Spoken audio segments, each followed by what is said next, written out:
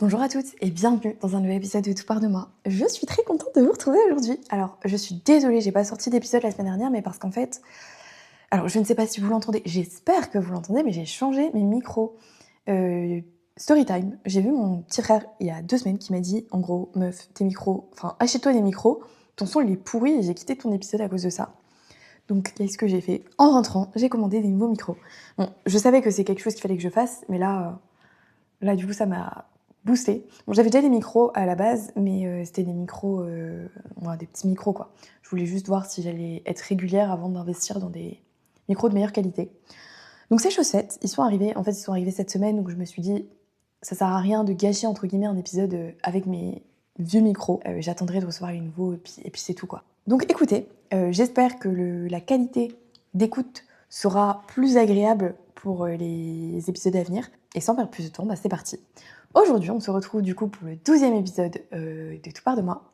Et on va parler des différents styles d'attachement. Alors je trouve que c'est important de comprendre et d'identifier son style d'attachement pour mieux se comprendre soi-même, mieux comprendre ses réactions et mieux comprendre la façon dont on va se lier aux autres. Il existe 4 types d'attachement. Donc il y a l'attachement secure, qui est en gros le fait de se sentir en sécurité dans ses relations, l'attachement évitant, l'attachement anxieux et l'attachement désorganisé. On va commencer tout de suite avec l'attachement secure, qui est personnellement celui vers lequel je tends. Alors, il se caractérise par une relation qui est assez apaisée à soi-même et aussi aux autres. Les personnes qui sont secures, elles ont généralement confiance en elles ont confiance dans leur relation, elles se sentent dignes d'amour, elles n'ont pas besoin de se suradapter, donc c'est-à-dire jouer un rôle, prouver qu'elles méritent d'être aimées, ni de se protéger excessivement pour se sentir en sécurité. Donc c'est-à-dire, quand on doit se montrer vulnérable, c'est pas grave. C'est d'accord, je me sens aussi en sécurité quand je suis vulnérable. Être secure, c'est aussi être capable d'exprimer ses besoins de façon saine, de poser ses limites et de communiquer sans avoir peur d'en faire trop ou d'être abandonné, par exemple. Quand on est secure, on vit la proximité sans se perdre en essayant de plaire à l'autre, donc c'est-à-dire sans essayer de jouer un rôle pour prouver qu'on est super et qu'on est digne d'amour. Et on vit aussi la distance sans paniquer. Donc, c'est-à-dire se dire, ok, j'ai pas eu de nouvelles depuis X temps, ça ne veut pas dire qu'on va me laisser tomber, ça ne veut pas dire que je dois faire quelque chose pour combler ça. C'est ok, c'est pas grave. Je me sens en sécurité aussi quand il y a de la distance, des silences. Si vous vous reconnaissez dans ce type d'attachement, alors sachez que c'est une très bonne nouvelle et surtout félicitations. Vraiment félicitations, moi c'est vraiment ce vers quoi je tends, me sentir en sécurité dans mes relations. Et franchement, je suis passée d'un attachement désorganisé à un attachement pratiquement sécure la plupart du temps. Donc j'y arrive tout doucement. Mais si vous êtes comme ça, naturellement, c'est super pour vous. Très contente. Si vous ne vous reconnaissez pas là-dedans, ça n'est pas grave. Sachez que ça se travaille. La preuve en est, comme j'ai dit, je suis passée d'un attachement désorganisé à un attachement pratiquement sécure tout le temps. Donc il y a de l'espoir, c'est possible. Comme pour tout, ça demande du travail, de la volonté et de sortir de sa zone de confort. Mais c'est possible. Et surtout, c'est le but, quoi. De se sentir en sécurité, ça n'a vraiment pas de prix. On va passer au style d'attachement suivant, qui est l'attachement évitant. Donc, il se caractérise par une grande valorisation de l'indépendance et aussi une certaine difficulté avec la proximité émotionnelle. Les personnes qui sont évitantes, elles ont souvent appris très tôt à compter surtout sur elles-mêmes. Elles ont appris que quand ça devient trop intime, ça fait peur. Alors généralement, comme pour tout, c'est très souvent dans l'enfance que ça se détermine. Les figures parentales qu'on a eues, les figures d'autorité qu'on a pu avoir. Voilà, l'enfance détermine énormément de choses, que ce soit pour ça ou pour tout le reste. S'il y a énormément de tueurs en série qui ont eu des parents un peu tarés, violents, toxiques, abusifs, ça n'est pas pour rien. Bon, ça n'est pas une généralité, tous les tueurs en série n'ont pas eu des parents complètement instables, mais une bonne partie d'entre eux, oui. Donc voilà, et puis on le sait de toute façon, notre enfance détermine l'adulte qu'on deviendra demain. Donc les personnes qui sont évitantes, elles peuvent aimer, elles peuvent tenir à l'autre, mais elles vont vite se sentir envahies quand la relation elle devient trop intense, quand il y a trop de proximité, quand la relation est perçue comme trop demandante émotionnellement. Et l'attachement évitant, alors attention, l'attachement évitant ce n'est pas l'absence de sentiments, mais c'est plutôt la peur, souvent inconsciente, comme la majeure partie de nos peurs, de dépendre de l'autre, de perdre le contrôle, de se sentir piégé dans une relation. Donc se dire, ok, Si je m'habitue à la présence de cette personne, elle va forcément finir par s'en aller, je vais souffrir, donc je préfère ne pas m'investir émotionnellement du tout. Ou alors, avoir eu des relations avec des personnes qui étaient toxiques et abusives, et qui ne nous laissaient pas, par exemple, voilà, on ne pouvait plus sortir, ne pas avoir s'habiller comme on veut, ne pas avoir ses amis quand on veut, ne pas avoir certaines personnes, enfin, être complètement sous l'emprise d'une autre personne. Et donc c'est ça qui va faire que on va pouvoir se sentir piégé dans la relation ou se dire ok, relation égale prison. Et du coup, comme ce sont des personnes qui ont peur de l'investissement émotionnel, elles vont avoir tendance à minimiser leurs besoins émotionnels, à garder une certaine distance et à se replier sur elles-mêmes quand les émotions deviennent trop fortes. En fait, la distance, ça les rassure, là où la proximité, ça peut les mettre en état d'alerte. Elles peuvent aussi avoir du mal à exprimer leurs besoins, demander de l'aide ou à montrer leur vulnérabilité, non pas parce qu'elles ne ressentent rien, hein. Encore une fois, c'est pas du tout l'absence de sentiments, mais c'est plutôt parce qu'elles ont appris que c'était plus sûr pour elles de ne compter que sur elles-mêmes.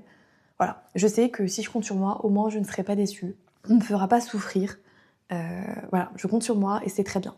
Alors si vous vous reconnaissez là-dedans, sachez que ça n'est pas un défaut, que ça n'est pas un manque de cœur, que ça n'est pas un manque d'amour ou quoi que ce soit. C'est juste que c'est une stratégie de protection qui a eu du sens à un moment donné, mais qui n'est peut-être plus adéquate maintenant. Un événement ne doit pas déterminer tout le reste. Vous avez eu une relation qui ne s'est pas bien passée, vous avez eu un modèle de relation avec une figure parentale, par exemple, qui n'était pas saine, ça ne doit pas déterminer le reste de vos relations pour toute votre vie. C'était un événement isolé, et chaque relation est différente parce que chaque personne est différente. Avec le temps, vous pouvez apprendre à vous montrer plus vulnérable sans que votre système nerveux se mette en état d'alerte. Il faut juste apprendre à se réguler, à se dire ok, là je sens qu'il y a un peu plus d'investissement émotionnel, je panique. Pourquoi est-ce que je panique? Parce que j'ai ce style d'attachement évitant. Et donc je ne suis pas en danger. C'est juste ce mécanisme de défense que j'ai utilisé pendant des années qui continue de fonctionner parce que j'ai associé relation à danger, mais tout va bien. Et s'auto-réguler comme ça. Alors ça prend du temps, forcément, et ça demande de la volonté de se reprendre, mais ça va vous amener vers un type d'attachement qui est plus secure et dans lequel vous vous sentirez beaucoup, beaucoup mieux. Laissez les autres nous aimer. Ça peut être super effrayant. Franchement, ça peut être super effrayant, surtout quand on n'a jamais eu de modèle vraiment stable. Mais ça vaut tellement le coup. Parce que l'amour, c'est beau. Et l'amour, ça vibre tellement haut. Et enfin, c'est un peu discours hyper positif que je donne, mais c'est vrai. L'amour, c'est super quand c'est dans un bon cadre, dans de bonnes conditions. Et on a tous le droit d'y goûter, on a tous le droit de l'avoir. Il faut juste, voilà, là en l'occurrence, apprendre à se montrer vulnérable. Et c'est possible, même si ça fait peur, vous en êtes totalement capable. Passons ensuite à l'attachement anxieux. Donc cet attachement-là se caractérise par un fort besoin de lien, de proximité, de réassurance dans les relations. Donc les personnes qui ont un style d'attachement anxieux, elles ressentent les émotions très intensément et elles peuvent avoir peur d'être abandonnées, d'être oubliées ou d'être remplacées, même si la personne en face tient sincèrement à elle. Alors ce sont des personnes qui aiment profondément, souvent très fort, mais cette intensité, elle peut aussi s'accompagner d'hypervigilance à l'autre. Donc c'est-à-dire un message sans réponse, danger. Un changement de ton ou quelque chose qui est perçu comme un changement de ton, danger. Une distance inhabituelle, danger. Et le système nerveux, il va s'activer du coup et il va chercher à se rassurer à travers l'autre. Et dans certains cas, ça peut aussi s'accompagner du coup de dépendance affective quand l'estime de soi, la valeur personnelle, la sécurité, elle repose presque entièrement sur l'autre. Alors la dépendance affective, ça ne veut pas dire aimer trop, bien sûr, hein, parce que c'est ce qu'on entend aussi beaucoup. Ça veut juste dire qu'on a appris à se rassurer à l'extérieur plutôt qu'à l'intérieur. Donc plutôt que de se réguler soi-même et de se dire ok, on ne s'est pas écrit depuis X temps, mais tout va bien, enfin le lien de la relation ne dépend pas du nombre de messages qu'on s'envoie, tout va bien, je suis en sécurité, on va avoir besoin que l'autre nous envoie un message pour se sentir en sécurité, se dire ok, j'ai eu un message, tout va bien. Et donc en fait, on dépend clairement de l'autre pour se sentir en sécurité et on ne se dépend pas de soi-même. L'attachement anxieux, c'est aussi souvent le résultat d'un attachement instable, où l'amour a été imprévisible. Très souvent dans l'enfance, et donc ces personnes-là ont appris que le lien, il pouvait disparaître à tout moment. Donc elles s'accrochent, elles anticipent, elles analysent beaucoup la relation, parce qu'elles ont ce sentiment de devoir mériter l'amour de l'autre, le sentiment de devoir être assez. C'est ça aussi qui va les pousser parfois à jouer un rôle, à être ce qu'elles ne sont pas parce qu'elles ont l'impression qu'être elles-mêmes ne suffit pas. À être aimées parce que Elles ont été elles-mêmes par le passé et elles n'ont pas été aimées correctement. Avoir un style d'attachement anxieux, c'est aussi souffrir de la distance. Les personnes qui ont ce style d'attachement-là ont du mal à faire confiance quand l'autre s'éloigne, par peur d'être oubliées ou d'être rejetées. Donc elles vont chercher à combler le vide pour se sentir en sécurité. C'est ce que je disais par exemple tout à l'heure. Attendre un message de l'autre ou un signe de l'autre pour se sentir rassuré. Mais derrière cette peur, donc la peur d'être abandonné, la peur d'être rejeté, la peur de ne pas être assez bien, la peur de la distance, il y a une énorme capacité à aimer, à ressentir, à se connecter profondément à l'autre. Une relation, c'est une connexion particulière, c'est un lien fort émotionnellement, mais surtout une connexion et un lien sain. Il faut que ce soit sain.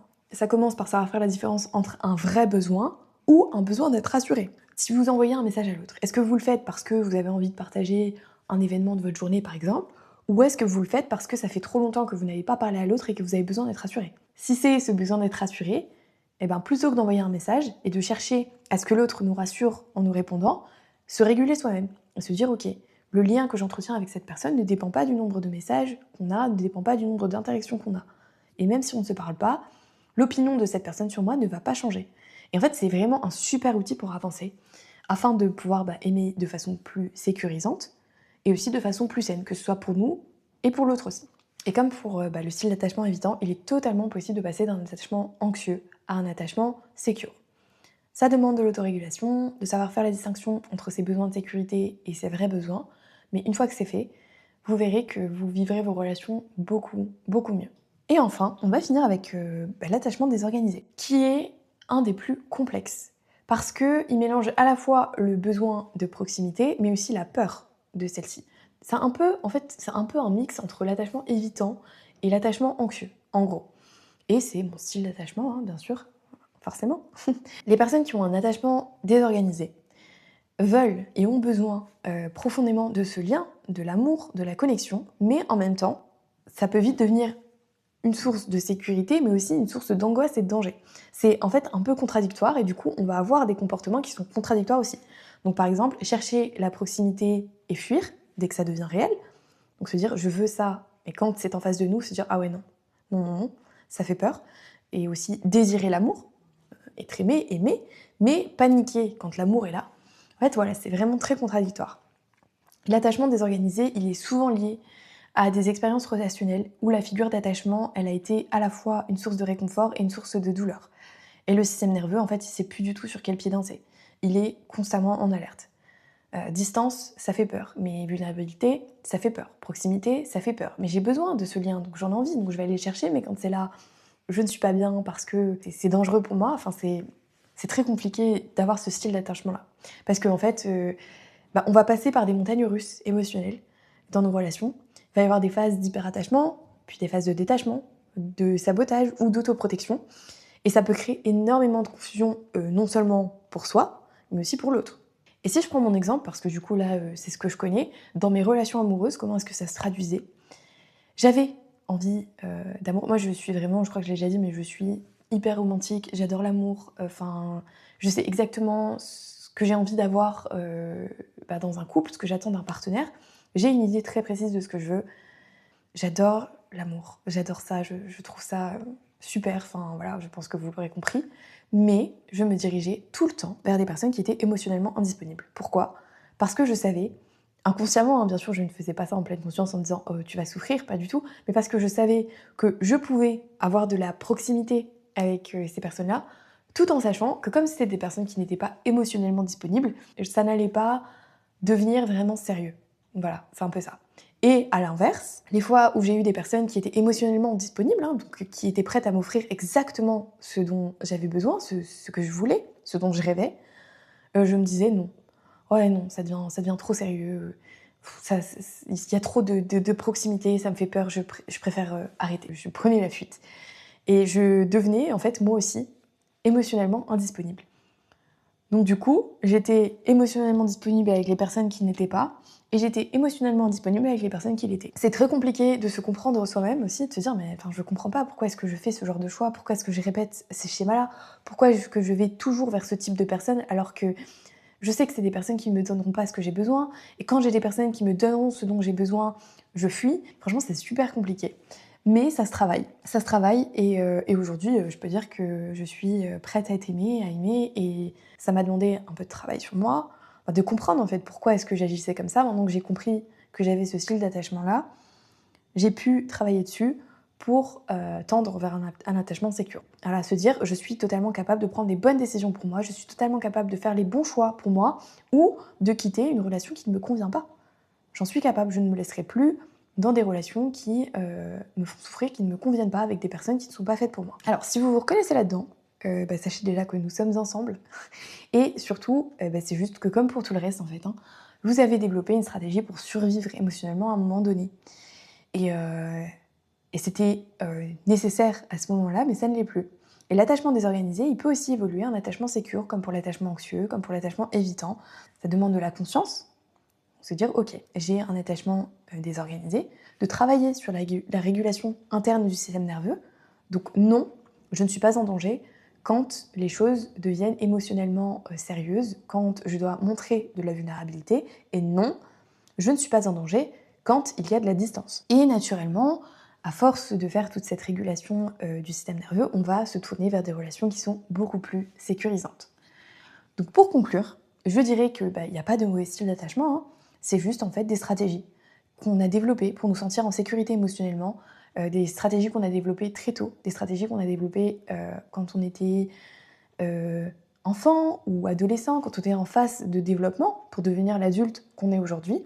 Ça n'est pas de notre faute, il ne faut pas s'en vouloir, mais justement avoir de la compassion envers soi-même et se dire « Ok, j'ai voulu me protéger.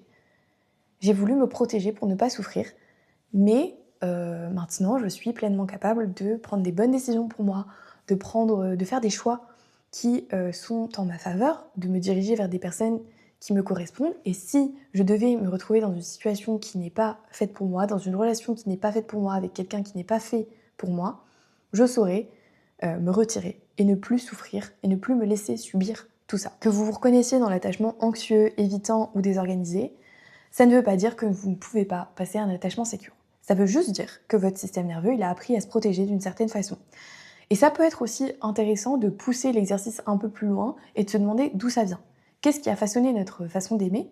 Et notamment à travers notre relation avec nos parents, qui jouent un rôle essentiel dans notre développement en tant que personne et dans notre style d'attachement. Moi, je sais que ma relation avec mes parents, elle a joué un énorme rôle dans le fait que j'ai un type d'attachement désorganisé. Alors, pas que mes parents, il y a aussi eu certaines figures d'autorité, je dirais. Enfin, par exemple, ma maîtresse de maternelle, où j'avais aussi une prof de danse qui était méchante avec moi. Enfin, et je vous dis ça, j'avais genre 4-5 ans, quoi. Donc j'étais vraiment petite, donc être méchant avec un enfant, enfin voilà. Mais bref, je sais que c'est toutes ces choses-là qui ont déterminé le fait que j'ai un style d'attachement qui a été très longtemps désorganisé. Prendre conscience de son style d'attachement, c'est mieux se comprendre et c'est pouvoir faire des choix plus alignés dans ses relations. Et on mérite tous des relations apaisées, des relations sécurisantes. Et c'est possible pour tout le monde. Non, ce n'est pas parce que vous avez toujours été avec des hommes qui n'étaient pas émotionnellement disponibles que vous allez l'être toute votre vie. Non, ce n'est pas parce que vous avez peur de l'engagement que vous allez en avoir peur toute votre vie. En identifiant votre style d'attachement, vous comprendrez mieux vos mécanismes et vos réactions. Ça vous permettra de vous sentir beaucoup plus en sécurité dans vos relations. Et je terminerai là-dessus, mais l'amour, c'est un droit.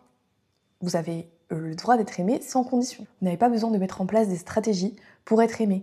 Les bonnes personnes vous aimeront pour qui vous êtes. Et je pense que je vais terminer là-dessus aujourd'hui. J'espère que cet épisode vous permettra d'identifier votre style d'attachement et de travailler dessus pour pouvoir vous sentir en sécurité dans vos relations, vous sentir en sécurité par rapport à vous-même, parce que vous êtes totalement capable de faire les bons choix pour vous, de prendre les bonnes décisions pour vous. Ayez confiance en vous, parce que vous en êtes capable et que tout part toujours de nous. Voilà, j'espère que cet épisode vous aura plu. N'hésitez pas à le noter, le commenter, le partager, à vous abonner à ce podcast. Et nous, on se retrouve la semaine prochaine pour un nouvel épisode. Bisous!